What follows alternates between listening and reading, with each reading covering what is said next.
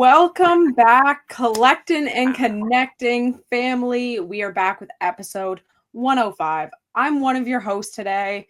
You know me, Banana Bank and Mac. What up? Here. What up? I'm here today with our fiery ginger, the guy who can dunk on anybody in the NBA, Coultin. How are you, buddy? Yo, only a ginger can call another ginger. I have a ginger brother. I have a pass. Our guest today, though, we are going with the flow today. We got the one and only, the legend on the X streets, Doodlifts. How are you? I'm doing well. Yeah. I don't know. I don't know if I could dunk on everybody or anything like that, but I'm super glad to be here. Thanks for inviting me. Thanks for coming on. Yeah, dude, I'm hyped. Yeah, I've seen you guys' content like all over Twitter and Instagram and stuff like that. And like, yeah, I love it. I've seen your kind of man on the street content, which is like awesome. That's like, that's after my own heart. I was at Phoenix Fan Fusion this past weekend, shilling people on Disney collectibles. So I'm like, that's near and dear to my heart. How did it go down there? Oh, it was awesome. It was the first Fan Fusion in Phoenix that I've been to, and it's so clear to me, the people who haven't been to these kind of events, like once you go there and you see tens of thousands of people and people are making their own brands on top of other brands and lore, it just like, it's so clear that fandom is like this hugely untapped thing that goes unappreciated in Web3. Everyone has their NFTs and their PFPs, but like they don't get and that's one of the reasons I love TopShot and I'm obsessed with the TopShot, fandom, is because you all are fans, if that makes sense. Like, and the depth of fandom. I look at your backgrounds and that's immediately clear. You know what I mean? Like, so I love it. I love being in fan ecosystems. It's the best. I'm curious what some of the, like, I don't know, interesting takeaways, funny things you saw there. There's always cool stuff at those. Yeah. I mean, there really is. There's always a ton of stuff. I mean, there was a couple of things I went there with my wife, and like one of the ones that caught our attention was there was a huge like Magic the Gathering Dungeons and Dragons section, and this one guy had invented a game. It was actually a pin game, so like a pin that you would wear, and it had little cards on the pin, and so you could like, if you saw someone with a pin, you could kind of lock eyes and like challenge each other, and then like you play the game. It's like a kind of a D&D style game, but just on these pins. I thought that was kind of cool. It's like, in an age where everyone's doing increasingly more things online, it is still cool that there are things that people are trying to innovate like in person as well. But the thing that honestly stuck out to me the most, and I know I'm biased here, is I saw a bunch of creators creating brands and things like that, and they had no way to monetize other than showing up to these trade shows once a year. And I'm like, that's why online products and digital goods make so much sense to me, for people like that. So that was a big takeaway for me. That's rad. They had some cool exhibits too, right? Like, I don't even know how you would explain them. Like, just dope, like exhibits. Oh yeah, there's crazy stuff. People walking around. People had cosplays that they had carts, in like full teams, like carting their costumes around. So, I mean, it was just a blast. It was so much fun. That's so sick. All that in real life stuff is what makes the blockchain and what we're doing so special. Like, I don't think there's anything better than meeting up with people who are into the same thing as you, because you realize you're not alone. It just hasn't been adopted by the masses, right? Yeah, I think I've seen a lot of people talk about this concept of like third places, right? Like the gym, your coffee shop, your thing, like the place is not working home, right? And it's like, what does that look like online? I think a lot of people have, Reddit or Facebook was kind of an interesting version of that. In forums, like sports forums, collectors forums, things like that have been around for a long time. But I think there's, what does the next version of that look like, where communities can exist? And I love meeting up with the people in my kind of digital collectible communities in real life at different conferences and things like that. And it's like, but to that same point is because we're engaging, interacting all the time online, it feels like we never skip a beat. You know what I mean? Like it's adds, it's icing on the cake. So you said you were talking Pinnacle with some people down there. Did you say that? Yeah. It's like, so for those who aren't familiar, there's an app on Flow called Disney Pinnacle, which is like digital pins. If you're familiar with Disney pins that people wear on their bags and straps or whatever. It's a digital version of that. And so I always get like one of two reactions when I tell people in person about those. I'm like, oh, like they have a Disney, pin booth or something like that. I'm like, yeah, have you tried digital pins? And they're like, digital? What? What do you mean? Why would I do something like that? And I'm like, oh, I didn't realize I got transported to 1940. Like, yeah, digital, like on your phone. And so it's always funny, but yeah, some people really get it and they go like, oh, that's cool. Weirdly enough, like I was at Disneyland probably 3 or 4 months ago, and we were trading digital pins in the park. It was really cool, and That's sick. oh, it's so fun. And I'll flex this here because I just think it's the best. Is I'm pretty confident that we were the first people ever to trade like licensed digital Disney collectibles in Disneyland. Like, and so I'm like, I'm taking that one to the grave, like. That's dope.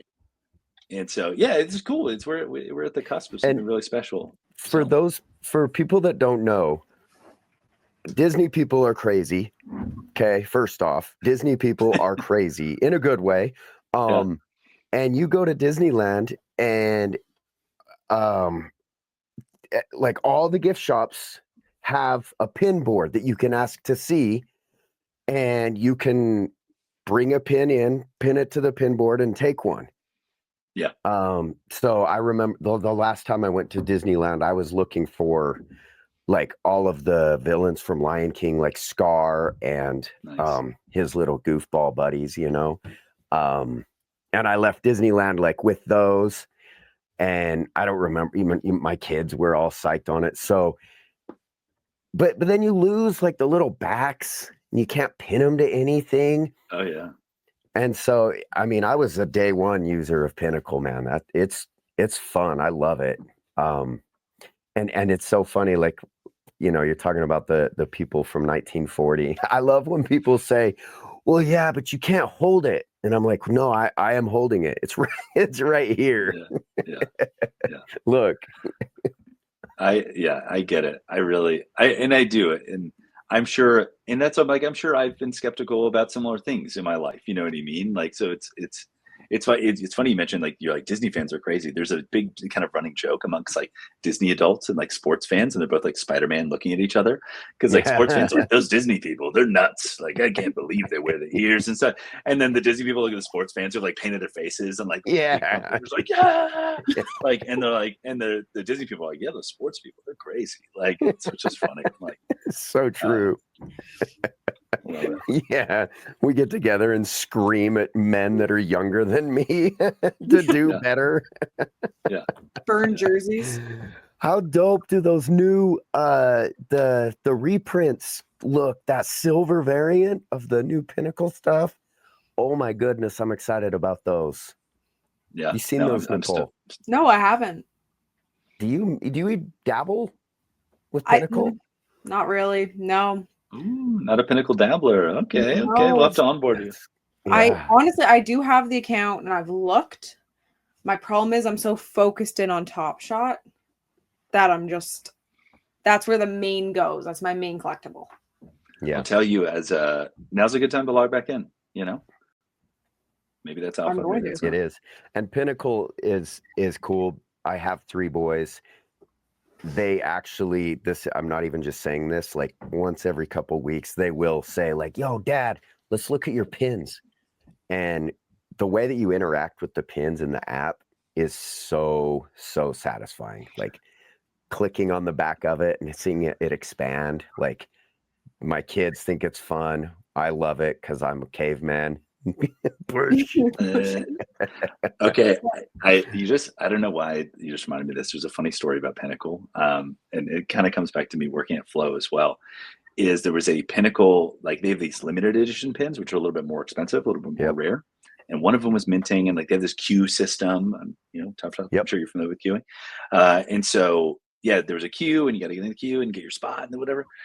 And so I had my first interview with the Flow Foundation, and there was a limited edition pin drop happening like exactly the same time. And I was like, okay, here's what I'm gonna do.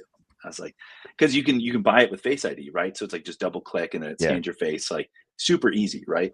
So I was like, I'm just gonna hit the queue and I'm just gonna get a little on the side, and just mint the pin, just mint the pin. Yeah. And I was fully prepared. I was like, if I get caught, and this interviewer gives me shit, for minting an NFT in an interview for a blockchain company, then I was like, maybe it's just not for me. Right. Yeah. Maybe they've got the wrong guy. Yeah. If I love anything, it. So I did. Yeah, that's why I'd hire you if I caught you doing that. I'd be like, he's Right. dialed in. He's locked into the Flow blockchain right now. Exactly. It's like, Do you luckily remember- the interviewer was running late, like by literally a minute. And so I had my cake and I ate it too. Do you remember what pin it was? Oh gosh, that's a great question. Oh man, I need to look that up and see maybe if there's like a mint date or something like that. Yeah. My mind tells me it's the turning red, like May pin, which is one of my favorites. Yeah. But I'm not entirely sure if it was. But I'll have to check. That's a good question. I need to find out which one it was. I Yeah. did look at Disney the other day because I was doing the Flow rewards and you got points for checking out Disney's Pinnacle. So I was on there looking, getting my Flow rewards while learning. Big brain time. Big brain time. I'm just It's saying, fun. Coultin. And the weekends when the trading's open, I'm in the Discord. Like, I'm making moves. I'm trading with people as much as I can. People are really cool. Like, yeah, it's fun. And why in the hell can we trade pins so easily, but we can't? Why isn't that in the TopShot app? We need to figure this out. Oh, Because that's a good remember, question. there was that They did a day or trial. whatever. Yeah. Yeah, the trial day where you put like the person's name in and you put the trade or whatever. Yeah. Yeah. It was like I one don't day, know. wasn't it? Doodlifts, I bet you know somebody. Maybe you can put in a good word for us. Maybe know a guy. 100%. 100%. DM Roham for us. So, Totally.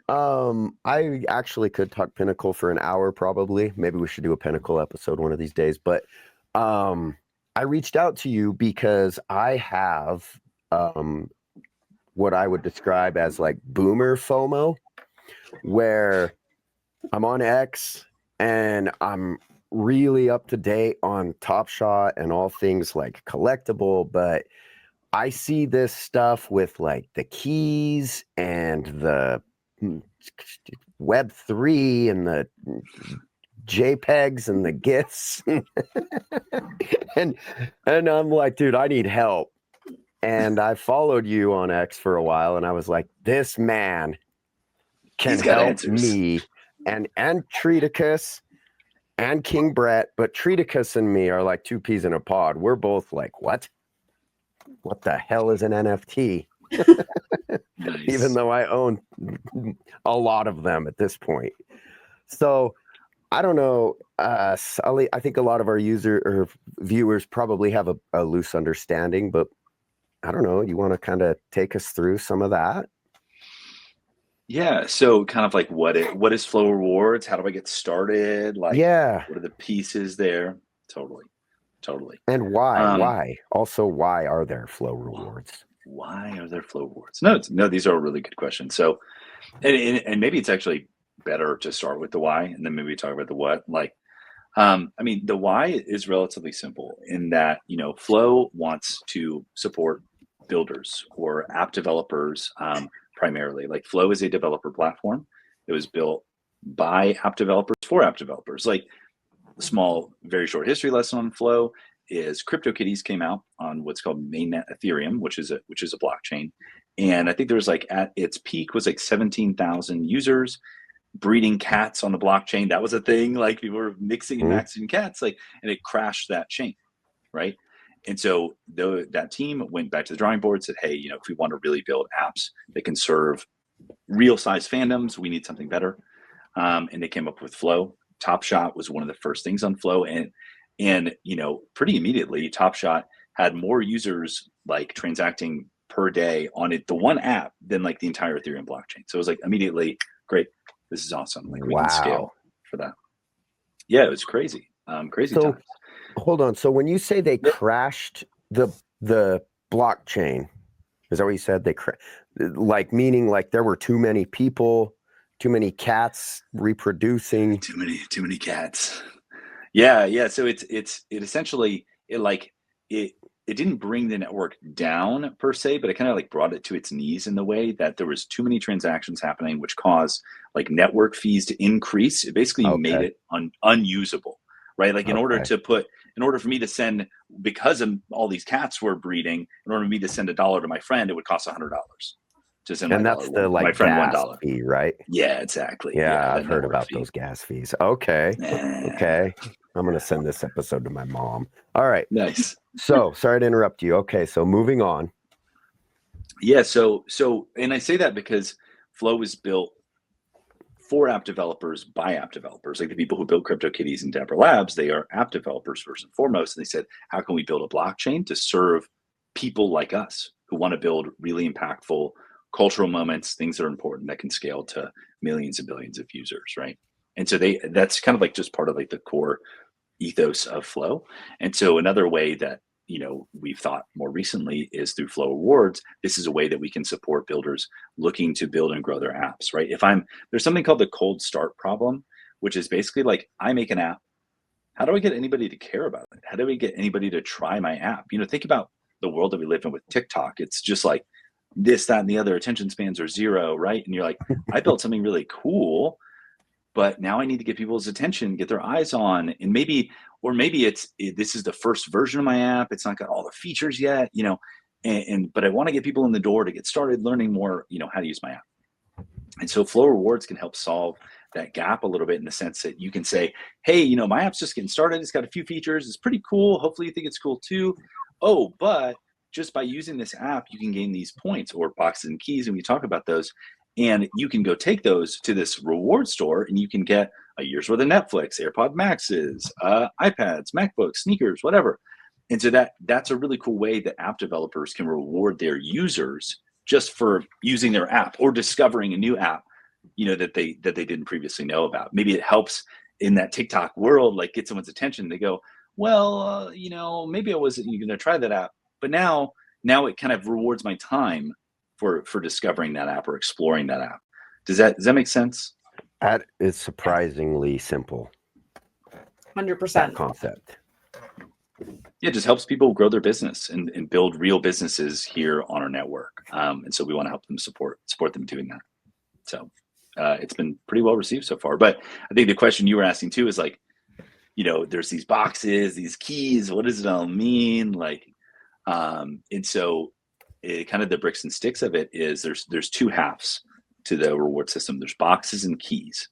And because it's interesting, Flow as a blockchain is pretty diverse in that it can do a lot of things. It can host something like TopShot, but it could also host DeFi protocols, and it can also host Disney, it can also host BZ, it can host, Floaty, it can host all these different things. And it's like the internet, right? In the sense that like you can do almost anything you can think of on the internet. And so you can do almost anything you can think of on the network here. And so, because some blockchains are specialized, right? They're like, we only do this one thing, right? And Flow is not that way. It does a lot of things really, really well. And so we're thinking like, how do we get people to discover different sides of the ecosystem, right? If I'm a TopShot user, and I've heard about this thing called DeFi, but it's kind of weird. It's kind of scary. I don't know. Am I going to lose all my money? What might help me bridge that gap to go check that out is now I've gotten a bunch of these keys for using collectible experiences, play and collect experiences like TopShot, like other things. And so in order to complete that set, to get the key, you get the box that you can use the key on, I've got to kind of go to the other side of the chasm and try a different app. And the same goes in reverse. If I'm just a DeFi guy and I'm getting my yield and earning my value, earning money that way, but I've never really explored the NFT thing, the play side of the experience. And we think that's pretty special here on Flow. We would love people to discover that too. I've got all these boxes, so I've got to kind of cross the chasm and go the other way and earn some of those keys. And so that's why it's a split system. That's why it's not just a point is a point is a point. It's because we really want to encourage people to discover all the amazing apps that are on Flow. So you have boxes, which you earn for DeFi or kind of more monetary financial experiences. Then you have keys that you earn for play and collect experiences, things like TopShot, NFTs, BZ, just anything you can think of that kind of fit that chasm. So you really need both. And then you use the keys to unlock the boxes and you get points. And then you can take those points to the reward store and redeem those for, like you said, all the amazing stuff that's in the reward store. So that's kind of the grand schema there. So the points are in the boxes. The points are in the boxes. Yes, exactly. You The just got to get them files out. are in the computer. The computer, exactly. You just got to get them out. Okay. And Okay. the like DeFi side seems scary, but it's not. Like I've been on different chains before where I'm like, I had enough for gas, now it's saying I don't, and I can't move my money, and it seems like difficult. Like the one thing I say about the Flow blockchain is I find it super user friendly.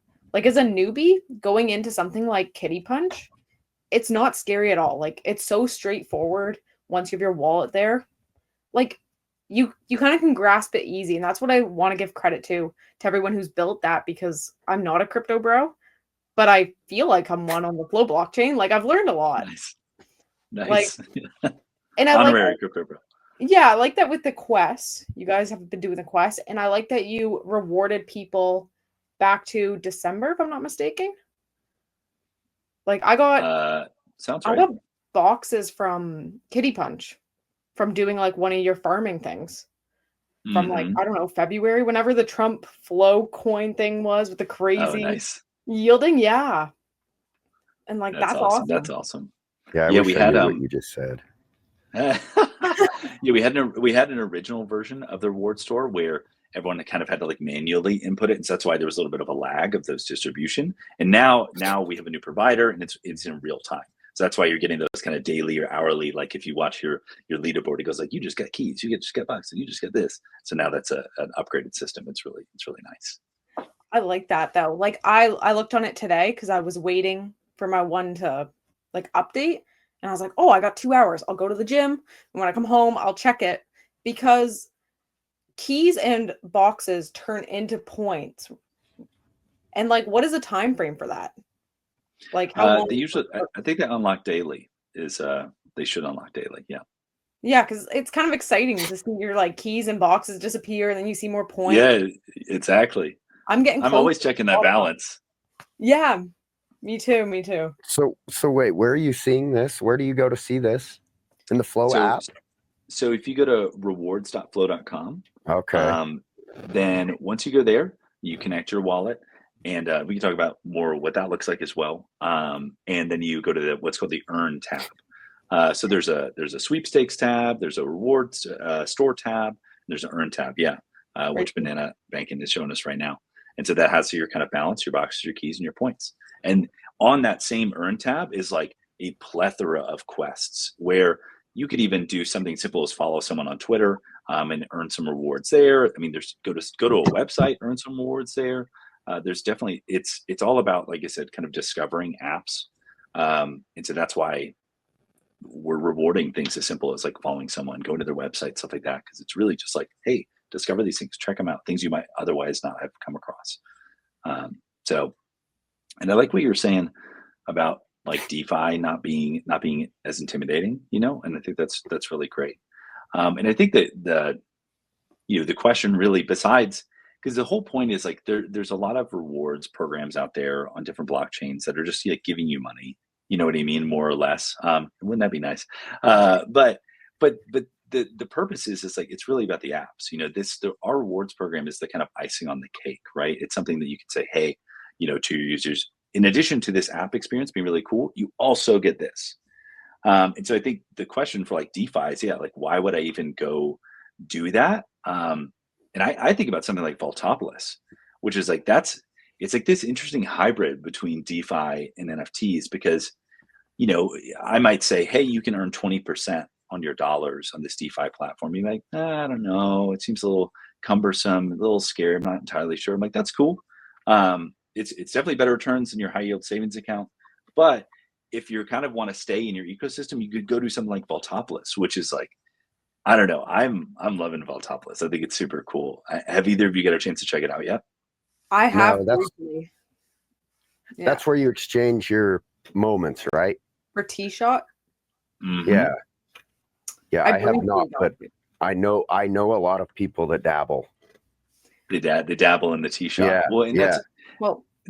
it's funny. It's like that is DeFi in a weird way. You know what I mean? Like you can take these TopShot moments and put them in a vault and get this T-Shot token as a result. But then at any point you can come return that T-Shot token and get different moments. So it's like this Yeah. weird like kind of treasure hunting loot box experience. But that Right. T-shot token is worth money also. Like Yeah. it's weird. Like It's neat though, and it's cool that I know Beta put like what 2 LeBron James TopShot debuts in there. So like there were people on my feed who were like, I'm just like going just cycling crazy trying to through. get it, which was cool because if you're on Floaty, I have to mention Floaty, you would see the floor just jumping every day. It's like that floor for commons was sitting at like 22 cents last month. And ever since that came out, we're sitting between 30 and 32 cents. Yeah. Not a huge jump, but it's a jump, which is a good thing. I'll take it. That's a lot. I mean, that's huge for how many moments are on there. It's pretty big. And people are having fun. And I tried out the Beezy Claw yesterday. Nice. So I gave that a shot because I was like, this is cool. Like, people were commenting. They were like, I don't understand this. It's like, it's literally like a claw machine at an arcade. It's the exact same thing. Yeah. It's the same thing. Yeah, you pulled something on there today I saw on X. I did. Well, and it's something cool, and I'll get to the BZ Claw thing, but and you mentioned the beta community kind of putting the moments in the Vaultopolis vault, and I'm like, it's so subtle, but like what people don't realize is like you can't do that in Web 2. That's just not a thing. Like you can't have a community initiative because in reality what's happening, and this is the fascinating part, you have TopShot moments, right, which are like licensed NBA collectibles, right, which now you can take outside of the TopShot app into your own wallet, right, which is like a concept that doesn't really exist in Web 2, but you take it into your own custody, and then you can take those moments and then put them in a vault and get tokens for them, which is like, whoa, okay, crazy. But not only that, you have this other community who's fans of TopShot, the beta community, and they go, hey, I think this Vaultopolis thing is cool, so I'm going to put some moments inside their vault so that members can come in, users can come in and try, or fans can come in and they can try to get these moments. Like what this is called composability. It's people can build on top of each other. You know, now you can take that T-shot token, you can go to AI Sports Pro. So if you're playing Fast Break, you can now add some juice, you know, put some skin in the game on top of your Fast Break match with T-shot. So it's like this, you see this kind of like cauldron of stuff start to emerge. Like, and that just doesn't, you asked me kind of the fan fusion event, like that stuff just doesn't happen right in Web 2 or in a way that is maybe valuable, additive to the community. Like if I like Pokemon, I can like draw Pokemon fan art. And if I'm feeling extra saucy, I can try to go sell that fan art at a convention. But like, that's about it, you know?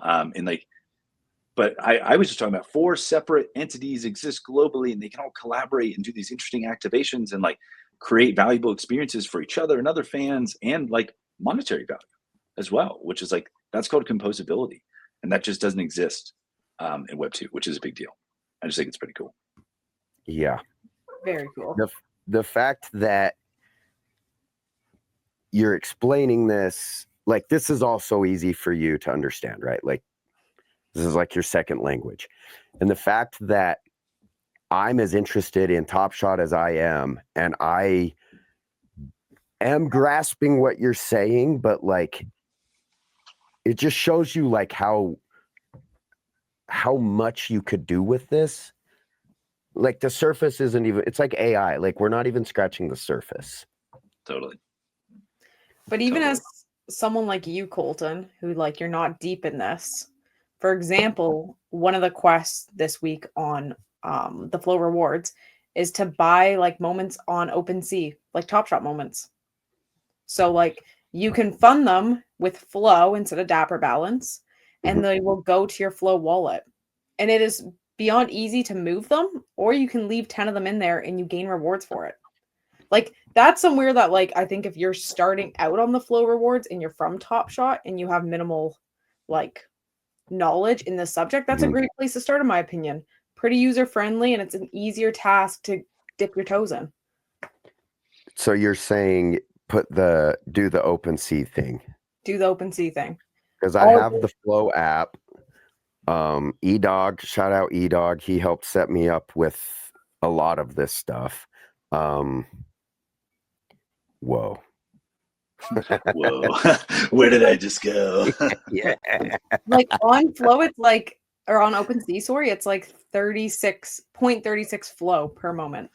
Like it's Okay. When I think about, the relationship between Flow Wallet and Dapper Wallet, for those who aren't like familiar and maybe don't understand what account linking is, it's actually something really unique and actually shows how much like Flow as a protocol, Dapper as a company care about their users and the way that they've set this up.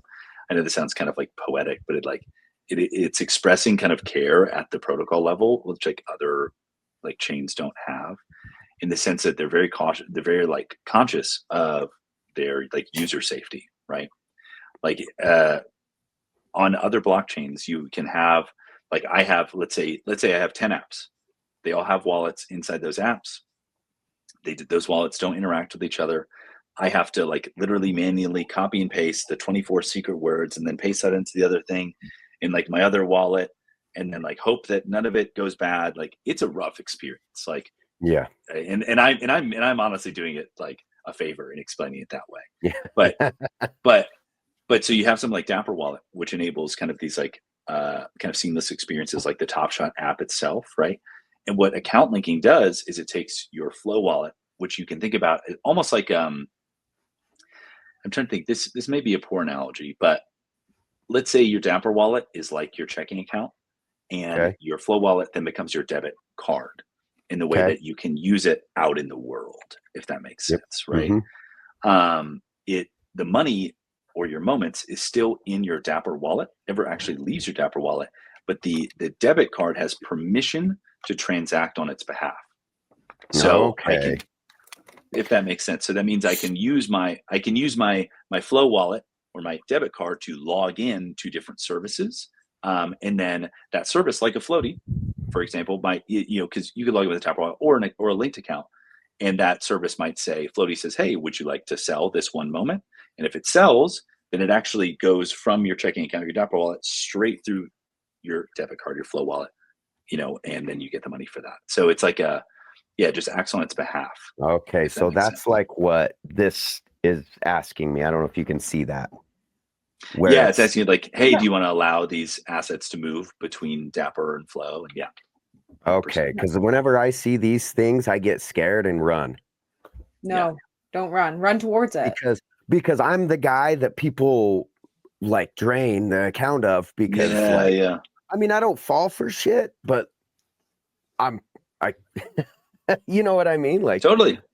I mean, I know when somebody from but okay, so don't be scared is what you're saying. Let it happen. Let it happen. Just I mean, relax and let it happen.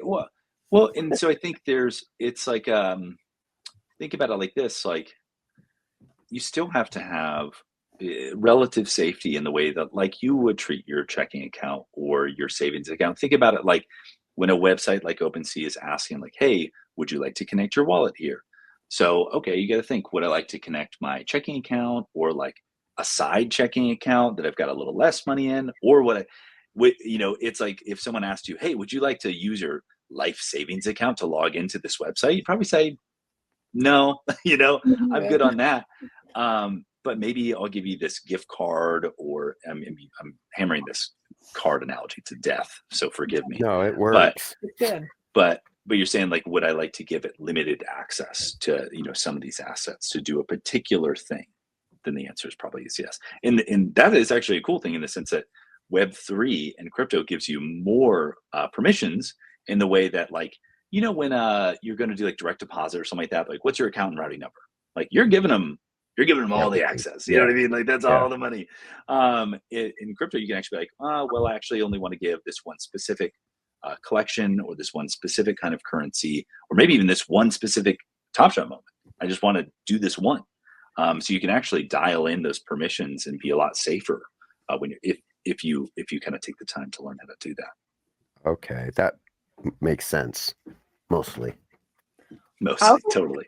I mean, I also want to shout out though, like Taking the notes. Flow reward site where you guys actually like break down. I don't know if to call it a blog post, but you guys break down everything on there. Like I go there and I always read that before I start in on Quest and everything to kind of like see what it's all about. Or I talk to people in the community. I talk to Diamond frequently, who also is in, Diamond. He's deep in everything. Oh yeah. So like, if you know someone who's doing it, it's a lot more trustworthy than just like assume you're good.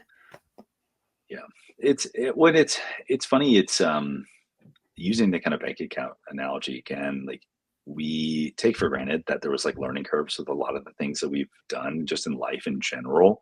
I remember the first time I got a bank account, and I was like, "What is going on? How do I use this thing?" Yeah. And then we get old, we forget that we had to learn that at some point. And so it's like, yeah, there's a little bit of a learning curve here as well, but it unlocks so much cool stuff that I do feel personally that it's worth it. But to that same point, it's like, if you're a TopShot fan or you're an NFL All Day fan or some other, maybe you play MFL, or whatever is your flavor. It's like, you don't ever have to connect your wallet, or use Account Link to connect your wallet to Flow Wallet, and you can live a full and complete life enjoying that fandom and that app ecosystem, which is great. It's more about like, if you want to discover more and try more and see what's out there, then that's open to you as well. And you can earn rewards for doing so, which I think is pretty cool. Got it. So granted, I'm biased. I would encourage everybody to do it. I think there's a wide and wonderful world out there. But understand the trepidation as well. BZ. Oh yeah, BZ. I love the BZ team. I've known them for a long time. And yeah, for those who aren't familiar, yeah, it's a digital claw machine. Which is pretty cool. So you log in, and then they have, like, right now they have two claws. They have one that's a tag claw and one that's a multi-category claw. And what that means is the one tag claw has only tag graded cards like Pokemon, One Piece, stuff like that. The multi-category has like sneakers and boxes, like booster boxes of cards, other kinds of stuff, Labubus. It's got all kinds of stuff. But I was actually recording a video today to talk about Flow Community Rewards. And I was like, oh, I'm just going to pull one. I literally had $30 in my account. I was like, I'm just going to pull one and show people how to earn rewards. And then I pulled one, and I got, when you pull the claw, you get like a 90% trade offer, like a buyback right away. So it says like, hey, do you want to keep this card? Or do you want to take 90% value for it? And so I had enough to spin again. And then I hit a little bit bigger. It was like a $50 card. I hit it again and again and again.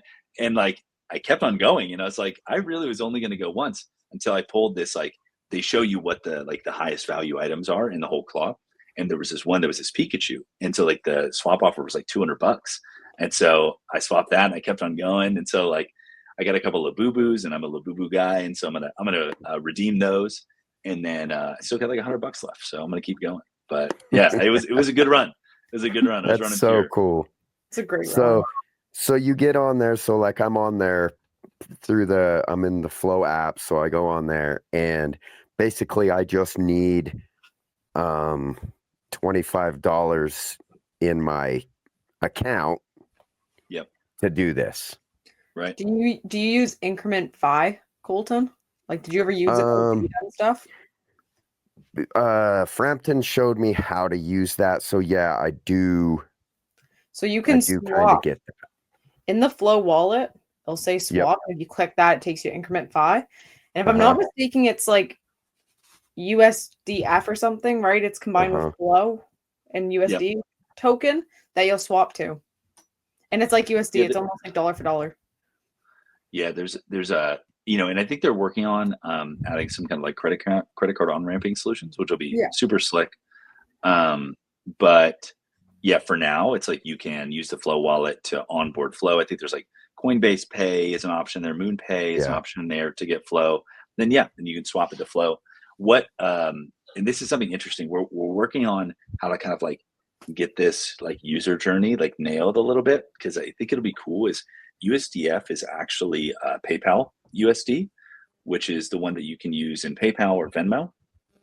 And so you can do it right now, but it's a little bit kind of like convoluted in the sense that you can buy PYUSD on your Venmo app, which is their digital dollar, and then you can send it using bridge.flow.com to your Flow wallet. But it's a little bit kind of disjointed, so we're trying to kind of make that a little bit smoother. But yeah, if you get USDF, then you can play the BZ Claw, and it's a ton of fun. I love it. It was a lot of fun. think when I've done it, I think I used the Coinbase app. Does that sound right? And just bought you could flow with my credit or with whatever my credit card, I think, was linked to my Coinbase. It was pretty easy then though to move the money. Yeah. Yeah. Wasn't bad. It's definitely worth a shot. In Coultin, you'll collect keys. You get 14 keys per $1, if I'm not mistaken, on the claw right now. That sounds about right. Yeah. Oh, really? I'm like, I need to go. I need to go check my balance. I was like, I did a few pulls today. Yeah. So it's like a double whammy. Yeah, and look at that. Will. Yeah, you're gonna have a good time. You get to pull something, and you'll earn keys for doing it because it's a quest right now. Yeah, that's. I gotta go, guys. I got claws to play with. You're gonna call later from Coultin. He's like, I pulled the claw 20 times. My credit card's maxed out. I'm hiding from my wife in the basement. Yeah, but I mean that's what we all love is gambling, right? Do you think ripping packs are fun? You're gonna love the claw. Well, yeah. Well, I mean, I love giving my kids dollars so they can put them in the stupid claw machines that are rigged. Hey, this claw is verifiably random using flow on-chain randomness. So, and we got your back. Transparent. You know what's in it. Yeah. And you know what's been pulled. There's a chart. I saw as soon as when BZ came out, I was like, that is dope. Because people are pulling like Pokemon cards. Didn't someone pull a Rolex out of there? I was just gonna say. Yeah, they did do a Rolex. Right. That is so dope. That was sweet. I remember the claw was like $60 though at that time. Yeah, it was a higher price multi-category claw. Yeah. And I think someone pulled a Rolex and they took a swap offer for it because it was like almost $7,000. And so they were like, I'm gonna take the swap offer for it. And I was like, all right, cool. Like, yeah. But one of the cool things that I really like about BZ is that everything's secured at Brinks. So like everything there is vaulted at Brinks and it's verified, which is super cool.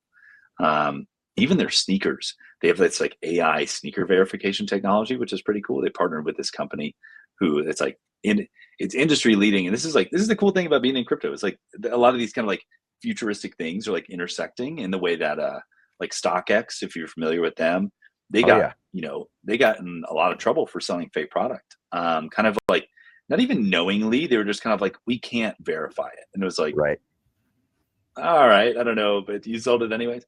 But there's a new company called Entropy that they use like a bunch of photos and a bunch of AI and they have a 99% verification rate and a money back guarantee where they literally stick the sneaker in a box. It takes however many photos and uses AI to verify that. So BZ uses that. You ship your shoes to BZ or to Brinks, they use the Entropy bot and then kind of vault it there. So it's like, I don't know, it's just really cool. It feels like we're doing good stuff, you know? Yeah. That's rad. Awesome. That's so dope. That's so cool. Sweet. Like if more people realize that, like that's a game changer. Like when you describe it like that is anyone can understand that and it comes together. Like that is what's up out there. Yeah, no, I'm with you. And this is another thing that I think is really interesting about them is like if you've spent any time around traditional collectibles, like let's say you go to the card shop, right? And you see a card, it has a value, they're asking a certain amount for it. Then you got to do that awkward thing. You look on the side, you go to the trading listings, you see like what the price is, like, and even then it's like kind of hilarious because you're just like trusting what the first website says, like price charting or whatever it is, based on eBay listings. Like it's a really weird system. Like it's not perfect. No. And like any of the cards that go through BZ, there's an exact value, tracked on the blockchain. It's sold for this again and again and again.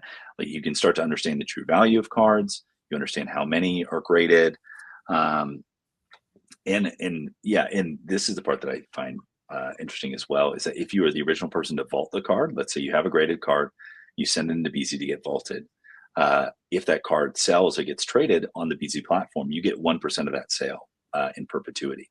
So if you've got a shoebox full of graded cards that are just collecting dust, you've been thinking about selling them, like if you're the first person to upload, gosh, that's the digital word, but like vault that card with BZ, then you could be generating fees long term, especially if it's a really desirable card, which is pretty cool.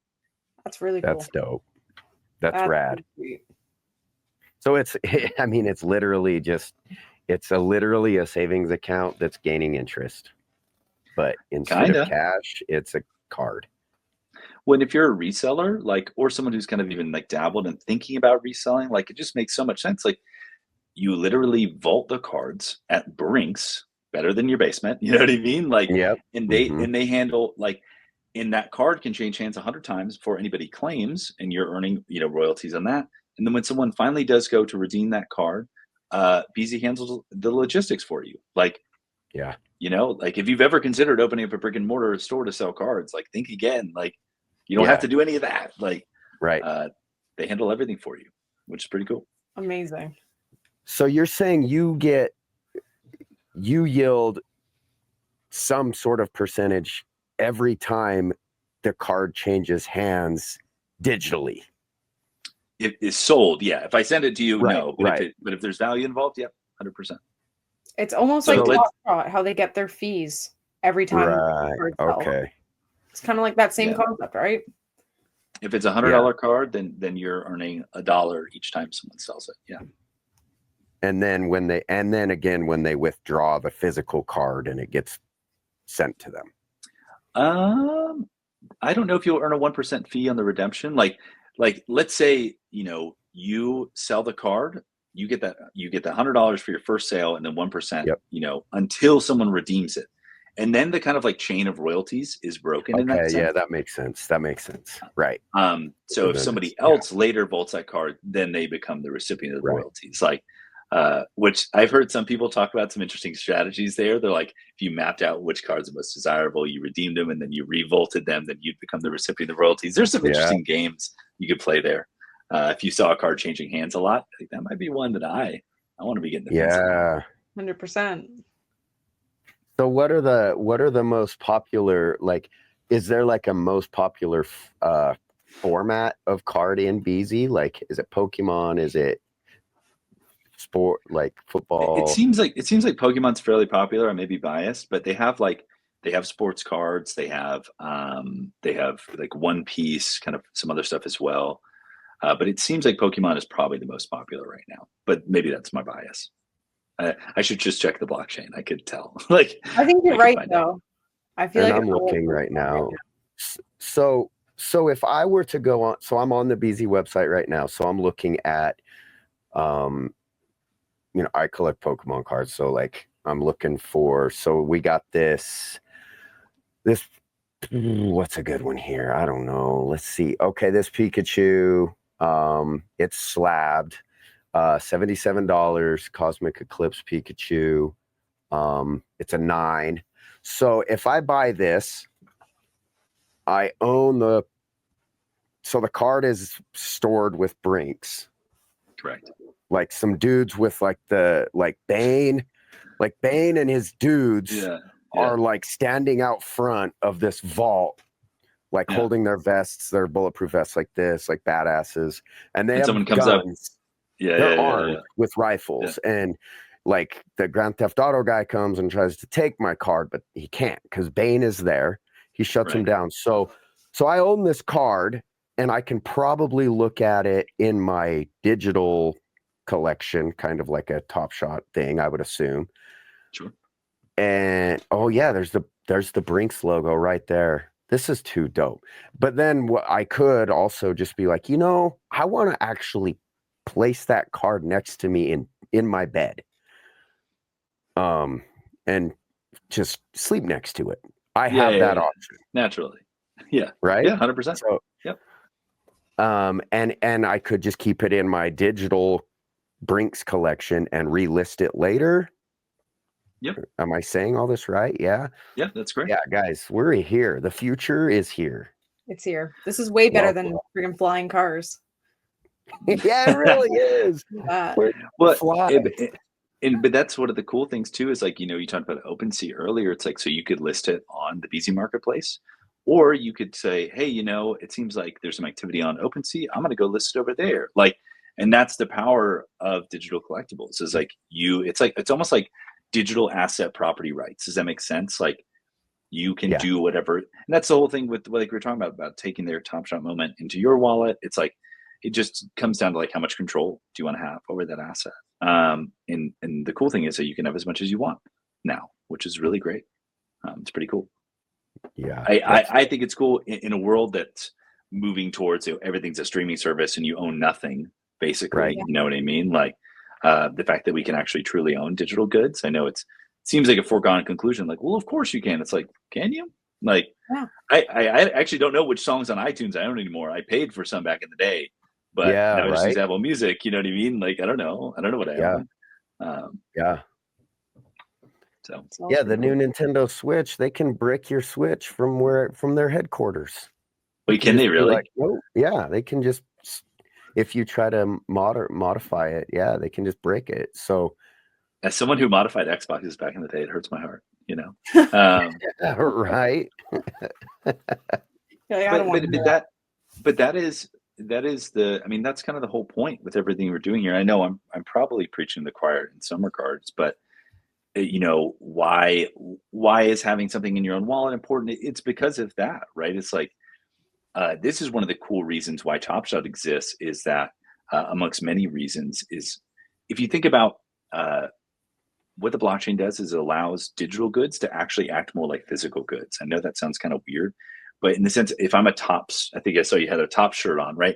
If I'm putting out cardboard, I print the cardboard and I sell it at the store, and that's it. I incur as a company, I incur no additional cost from now those cards exist out there in the ecosystem. People can trade them, whatever. If you think about it, for digital goods, pre-NFTs, pre-blockchain, pre-flow, think about Neopets, right? Every Neopet that I put out, every universe to the Neopet I put out, my universe is growing, which requires more and more data, more and more storage, more and more computing, which becomes more and more expensive over time, almost infinitely, right? The more assets, the more digital goods I put out, it just becomes my maintenance cost of literally maintaining this collectibles universe increases infinitely, right? So you wonder why companies like Tamagotchi and Neopets, whatever, kind of like they wind things down after a few years, right? It's like they're tired of paying for it, right? Same with video games, right? They don't want to maintain the servers anymore. But with digital goods like on Flow blockchain, NBA can say, oh, I can take this moment and I can put it on the blockchain, and then it's just good. I don't have to continue to pay for that server cost. I don't have to maintain it. Flow is handling that now. You know, they're in charge, and now the users can do whatever they want. They can buy them, trade them, swap them, sell them, burn them, do whatever they want. It actually behaves more like cardboard than a Neopet, if that makes sense. Yeah. Yeah, that's a really good explanation. Yeah. And something that you said a while ago that really resonated, that has me super excited, is the ability to, I don't even remember how you worded it, but just like the fact that you can coordinate a community effort to do anything. I mean, you name it. A few weeks ago, I came upon a Evan Mobley jersey, Cleveland Cavs Evan Mobley jersey, and I was like, I need to get this in the hands of Cavs fans. So I get on TopShot, and I'm looking at the leaderboard, and it's all right there. I can see who is in the top. So I just made it easy on X. I was like, you got to be in the top 100 of the Cavs leaderboard to enter to win this. Like 2 people entered my contest, so you had a 50% shot. But that's okay. I wanted it to go to somebody that's spent on Cavs moments. So when people, you know, I'm looking at NBA teams, like when they start to see the connection that they can make, like it's so, I mean, cardboard, it's lost. Like the second it leaves the printing factory, it's gone. Like no information unless, I mean, just the PSA pop reports. So, I mean, we could organize right now a Joe Ingles burn initiative, and we could pump the hell out of a specific Joe Ingles moment just because we wanted to be menaces. Yes. Yeah. You have that power. That's dope. Yeah. 100%. Yeah. Think about, there was a time when Starbucks had a Web3 initiative, and a lot of people asked some questions like, aren't you worried about putting your consumer base on an open ledger like the blockchain? Right. Because everyone can see, right? They're like, well, aren't you worried that people would have access? Because in Web 2, it's all about getting that email list, right? Your little consumer list, and you protect it, and it's yours, and you curate it, and you don't let anyone else see it, because that's literally your bank, right? And Web3 just completely flips that on its script, or completely flips it upside down. And so a lot of people were asking Starbucks, like, yeah, are you concerned with opening up your user base and anyone can see them? What happens if Dunkin' Donuts airdrops $5 gift cards to every customer you have? And I thought the Starbucks Web3 team was really insightful. And they said, that's amazing. How cool is that? That we just generated $5 in value for all of our customers, because Dunkin' Donuts wanted to steal our customers, right? That's still free coffee. And so you could do the same thing. Like you said, you looked at the top 100 leaderboard and determined, hey, these are our biggest fans. And so there's so many ways that that can be taken advantage of. But it really hasn't been quite yet. It's really trippy that we've been in this space, for blockchains have been around for many years now, but people are only starting to now understand what that composability thing that I was talking about, what that even means. How can I build on top of something else, right? How can I have a fan club that's gated to only the top 100 fans, right? And actually do that. How can I provide, identify my biggest fans? And I think we've seen a couple of interesting kind of bites at the apple, like Ticketmaster partnered with NFL All Day recently, which is huge. If you went to an in-person game, in addition to your collectible ticket stub, you got an NFL All Day moment, right? Like, that's crazy. I've talked about this one concept to a few people, and maybe y'all will find it interesting, but I think this is where things can go. Imagine you had a jersey, right, that had a little NFC chip in it that was its own crypto wallet. So it could hold TopShot moments, right? And imagine that for going to games, you could get a TopShot moment for the game that you went to, or to even just buy a moment and then put it on there yourself.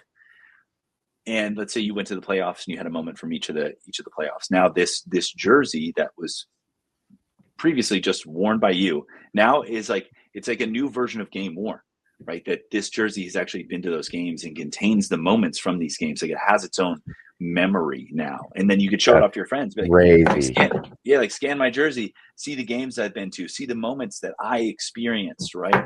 And I was there, and now you can see that I was there. And then and that's just then you could build on top of that. Oh, here's a lounge that you can only get into if you have, the jersey with these moments. There's just so many things that you could do, because these assets can go anywhere, which I think is pretty cool. That is a good idea. It's so cool. And honestly, I feel like we could talk about this forever, but I got to wrap up the show before 3-ball comes for me.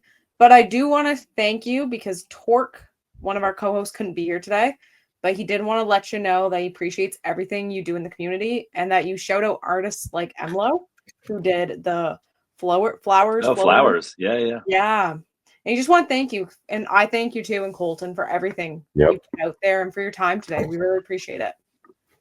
Absolutely. And my Twitter is just @Doodlifts. I'm the same on every platform, Telegram as well. So I'm like, if anybody has any questions about any of this stuff, just hit me up. Shoot me a DM, tag me on Twitter, post about it. I'm open to anything. I'm not very precious about being available. So just hit me up anytime. I'm done. Yeah. We really appreciate it. Well, that was awesome. Yeah, super fun. We got to do this again sometime. Maybe do that Disney episode like you're talking about. Yes, dude. Let's do it. Yes. Awesome. 100%. Thank you so much. Episode 105 of the Collectin and Connectin pod. Peace out, everyone. Thank you.